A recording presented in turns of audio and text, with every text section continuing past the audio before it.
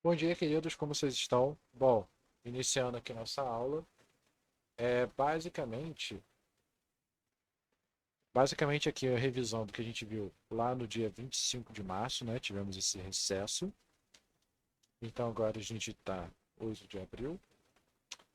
Vimos o conceito de dilatação, né, de tempo, né, de temperatura, vimos o conceito de calorimetria, equilíbrio térmico, fizemos exercícios, conceito de máquinas térmicas, vimos o que é rendimento, fizemos a correção dos exercícios, ciclo de Carnot, que nada mais é do que uma máquina ideal, ou seja, nenhuma máquina chega ao ciclo de Carnot, nenhuma máquina opera ao ciclo de Carnot, certo?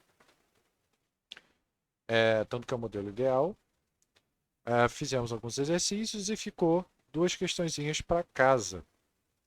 Então vamos lá, vamos resolver.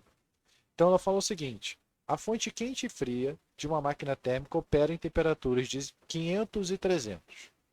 Sabendo disso, calcule e determine o rendimento dessa máquina em porcentagem e assinale a alternativa correta. Então vamos lá.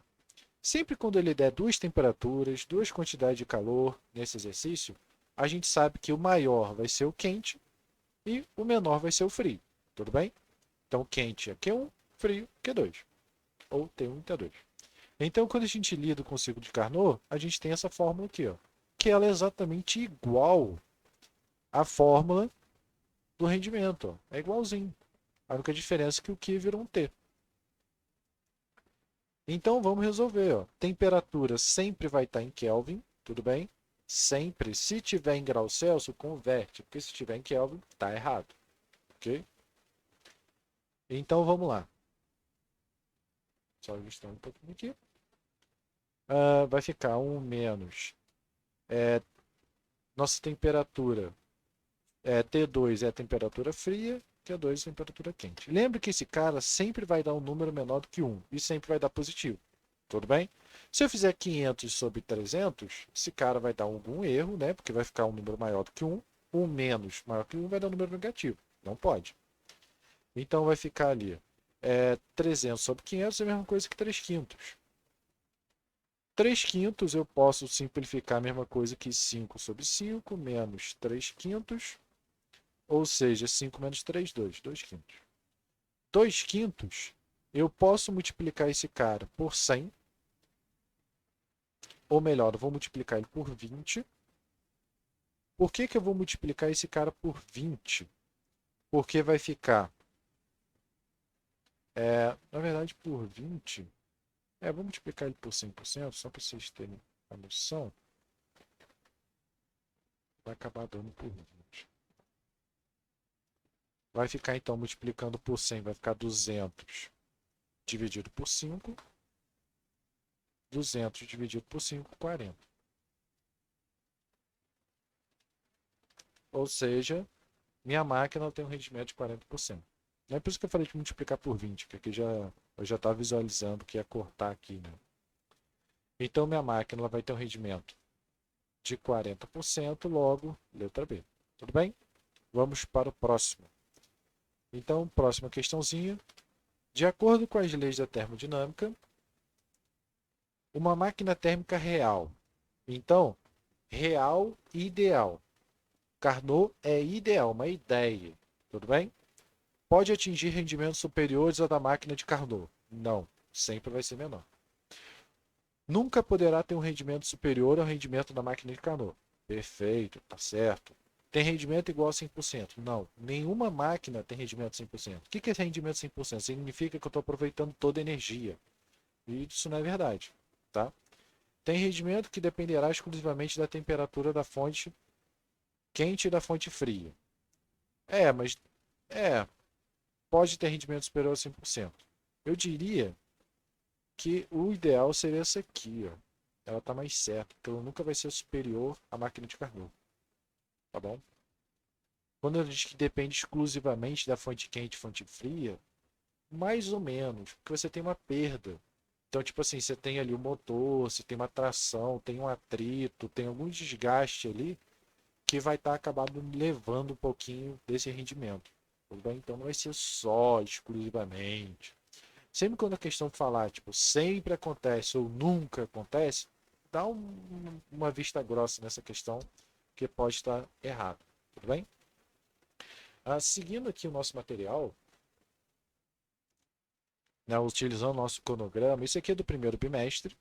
Ele fala que a gente teria que ter visto, né, conceito de temperatura, vimos, né, grau Celsius, que é Fahrenheit, calorimetria, vimos, equilíbrio térmico, máquinas térmicas, vimos também, tudo bem?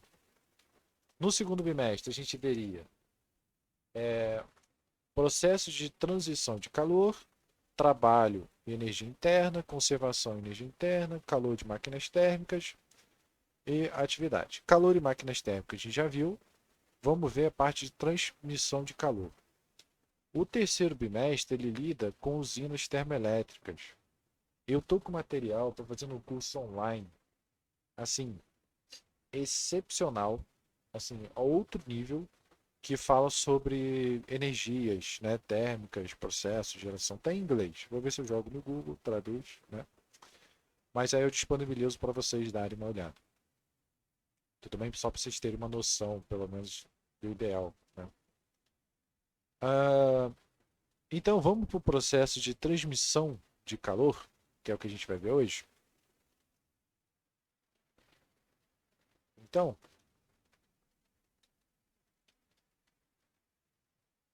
o calor ele é transmitido de três formas.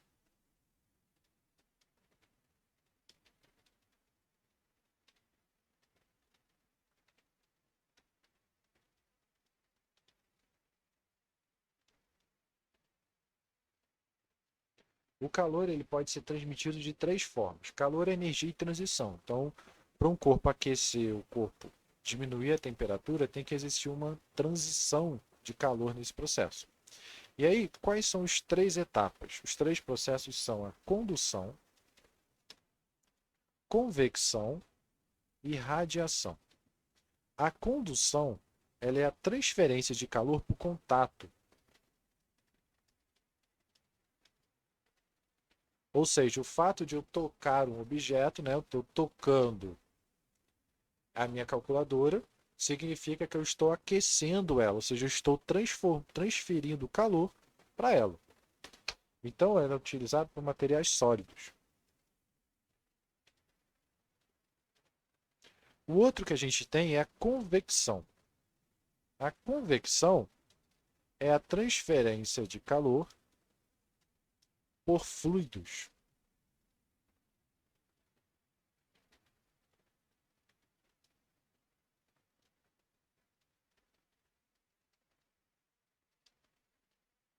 Isso vai ocorrer quando eu tenho deslocamento do fluido. O que eu quero dizer com isso? Eu tenho um ar-condicionado, por exemplo. O ar-condicionado, o ar quente sobe, o ar frio desce. Então, esse processo que o ar circula é o que eu chamo de convecção. E a radiação é a transferência de calor por ondas eletromagnéticas, ou seja, a luz. O Sol aquece a Terra através da radiação. Tudo bem? Porque não existe nenhum fluido, né? Entre o Sol e a Terra existe vácuo, não tem nada ali. Então vamos aos detalhes, né, de cada um deles. Então aqui a gente tem alguns exemplos de transferência de calor. No primeiro caso, o que a gente tem aqui? Ó? Eu estou queimando a madeira. Essa madeira ela emite uma luz. Essa luz é uma radiação. Né? Essa radiação ela aquece a panela. E aí o que acontece? Eu tenho um processo de condução aqui. Ó. Conforme aqueceu a panela aquece o material que tem aqui dentro. Né? A carne, a comida. Então é uma condução. A convecção ela vai aquecer o bule e o bule vai aquecer o café ali, o chá, a água, né? Então, como eu tenho líquido aqui dentro, né, um fluido, né, o que é um fluido? Um fluido é um líquido ou um gás, é um material que ele toma forma do objeto, né? Isso não acontece com um sólido. Um sólido vai manter sempre aquela estrutura. Então, o fluido ele vai ser aquecido aqui dentro. Outro exemplo que a gente tem é aqui da casa. Então eu tenho a casa, geralmente de alvenaria, né? Aqui no Brasil se utiliza muito alvenaria, que é exatamente tijolo, essas coisas. Então a radiação vai ser a luz que vai incidir na casa. A condução vai ser o quê? Essa luz ela vai aquecer as paredes, né? Conforme aquece as paredes, ela vai transferir esse calor aqui para dentro. É o que a gente tem daquele telhado de amianto, que geralmente fica quente. Mesmo conceito. Então aqui eu vou ter a condução. E a convecção vai ser o ar que vai estar aqui dentro. Então vai aquecer a casa. Se a janela ficar fechada, fica abafado. Então a gente tem aqui que o ar não circula direito. Logo a gente tem a convecção. Então qual é a ideia da condução? Conforme eu dou calor para esse material agita mais.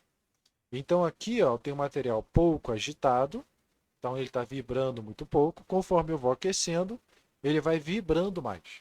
Então eu tenho uma barra, conforme eu aqueço essa barra, eu vou dando mais energia para ele e ele vai se movimentando mais. Então aqui é como se eu tivesse material frio e material quente. Então essa transferência de calor, ela é dada por essa equação aqui, ó. A gente não vai fazer conta com ela não, tudo bem?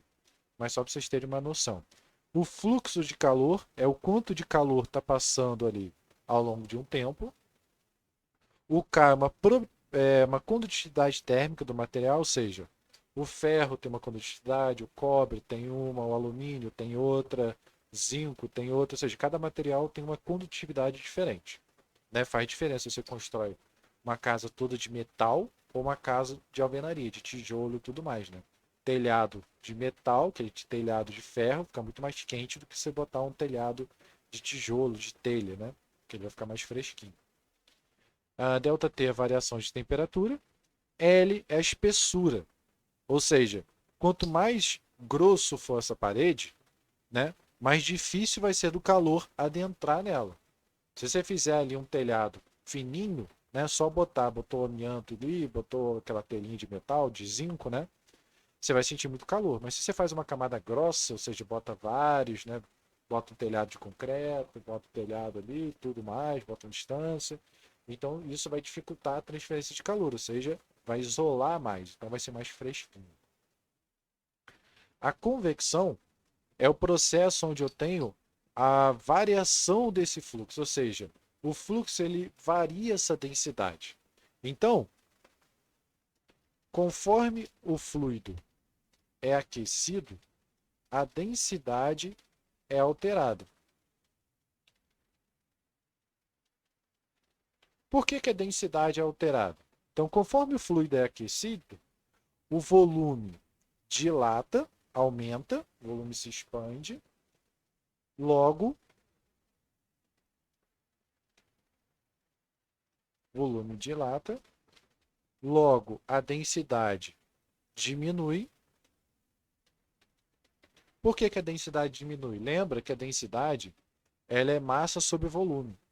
Então, se eu estou aumentando o volume, significa que ele está ficando mais leve, ou seja, é uma massa para um volume maior. E aí, o que vai acontecer? Material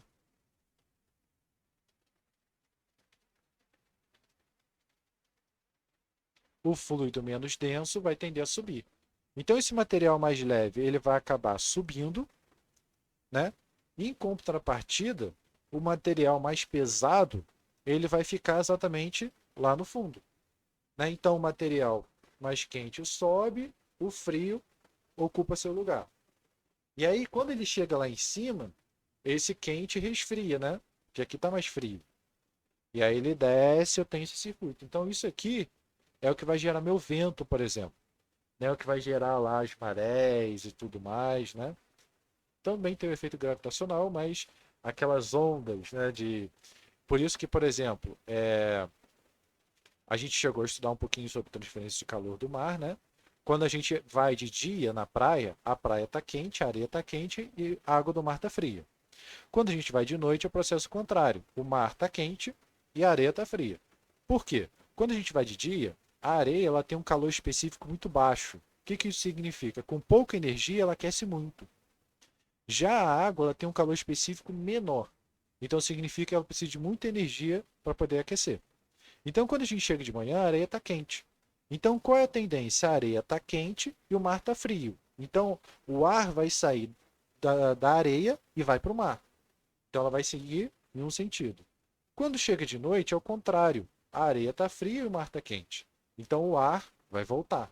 Então, de noite, o ar ele vem no sentido do mar para a praia e de dia é o contrário, da praia para o mar. Então, esse movimento é o que vai gerar convecção. E ele vai depender de quem? Vai depender da temperatura, vai depender desse H. Quem é esse H? Esse H é o coeficiente de troca. Ou seja, ele vai depender do fluido, se for água, se for ar, né, se for óleo. Vai depender da velocidade desse fluido, se ele está muito rápido, se ele está parado, se ele está em movimento. Né? Vai depender da situação da superfície, se é uma chapa, ou seja, se o ar está passando assim em cima, se ele está passando num tubo, se ele está passando por fora do tubo. Esse H ele tem vários parâmetros. E o nosso Q é o nosso fluxo. O que é o fluxo? É a quantidade de calor por tempo. Né? A gente viu que potência é energia por tempo. Fluxo é a mesma coisa, energia por tempo. Só que nesse caso, caloria por tempo, né? O joule por tempo. Né? Vai dar praticamente no mesmo. Então aqui a gente tem ó, a radiação. Radiação ou irradiação. O que é irradiação? Irradiação é o ato de irradiar. Ou seja, o material irradiado foi o material que recebeu radiação. Tudo bem? É a mesma coisa, né? Então o que é radiação? A radiação ela nada mais é do que o movimento das ondas eletromagnéticas. Ou seja, os raios infravermelhos, né, chegam no material e aquecem esse material. Então, a radiação eletromagnética, né, ondas eletromagnéticas, é a luz. Então, o que vai aquecer a Terra são exatamente essas ondas eletromagnéticas. Tanto que não existe nenhum líquido entre o Sol e a Terra, e basicamente a gente tem ali, não existe nenhum contato entre eles. Então, aqui a gente tem o exemplo de uma radiação direta, difusa e reflexiva, ou seja, a Terra ela não aquece, o Sol não aquece a Terra diretamente. Ela tem o que? Tem a camada ali, a atmosfera. Então essa camada e essa atmosfera absorve um pouquinho dessa radiação. Então a gente tem uma radiação difusa, ou seja, ela vai bater ali na nuvem, né? Então vai ficar aquele mormaço, né? Não vai ficar tão quente.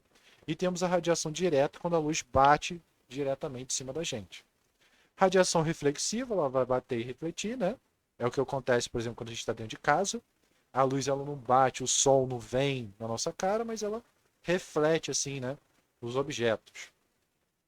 E o exemplo quando a gente aquece o material, né, uma chama está pegando fogo ali, água, panela, né, que a gente viu ali no exemplo, é uma radiação, é uma radiação que está sendo emitida. Tem ali o contato também da convecção? Tem. Mas o maior efeito da transferência de calor é por radiação. E a radiação é um processo mais chato de analisar, porque ela leva em consideração a temperatura a quarta. Então é um processo bem mais chato que a gente viu que no outro, que é só fazer uma diferença de temperatura. Então aqui eu tenho que a radiação ela vai depender da emissividade, ou seja, se eu tenho um material que ele é transparente, então toda a luz vai passar. Então a emissividade vai ser de 1. Mas se eu tenho um material opaco, ou seja, tipo um vidro do carro, por exemplo, então a luz não vai passar totalmente. Então vai ser ali 80% da luz, né, 30%, então 0,1, 0,6, 0,8, né? A constante de Boltzmann, que ela está associada a esse fator, e a temperatura que a gente quer analisar. Né? Então a gente tem ali o fluxo, nesse caso é um fluxo por metro quadrado, ou seja, a quantidade de calor que passa por segundo em uma área quadrada. Né? Apenas uma análise. Se a gente multiplicar isso pela área, a gente acha qual o valor dela. Tudo bem? Então essas são as transferências de calor. Né? Na próxima aula a gente vai começar a ver o próprio conceito aqui, ó, de gás e energia interna, só para a gente poder ver aqui a parte de introdução, a radiação, condução, convecção, que foi exatamente o que a gente viu hoje. O efeito estufa ele é muito importante, porque tem que existir o efeito estufa. Deixa eu dar uma olhadinha. Tem que existir o efeito estufa exatamente para quê? Para manter a temperatura do planeta homogêneo. Se não existisse a atmosfera, né, Do outro lado da Terra, a temperatura não seria constante, né? Ou seria muito frio, que é o que acontece, por exemplo, com Mercúrio, né? O que acontece com Marte, por exemplo, onde não bate o Sol é muito frio. E a gente vai começar a ver esse conceito de trabalho e energia interna, né? Pelo menos esses conceitos de pressão e tudo mais. Certo? Então, na próxima aula a gente vê isso. Por enquanto não teremos aula, não teremos atividade. Certo? Então, até a próxima, pessoal. Até mais.